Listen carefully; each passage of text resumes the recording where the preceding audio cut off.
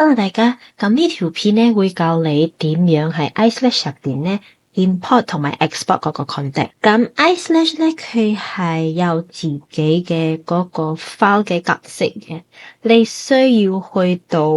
broadcast，咁 create standard broadcast 之後喺 channel 呢度撳 WhatsApp 嗰個電話，喺 import 呢度會睇到有呢個 upload 嘅，撳 upload 你就可以將嗰個 Excel 嘅 template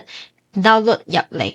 你 download 咗呢個 Excel template 之後咧，你就會睇到呢個畫面。你最主要嘅係呢三個，你將嗰個電話號碼放入嚟 ，first name 同埋 last name 之後咧，你 save 之後咧，去到 customer 呢度撳 import customer info， 撳嗰個 file 就 OK 噶啦。咁 export 咧就係一樣，喺 customer 呢度咧撳 export，撳 customer info 就 OK 噶啦。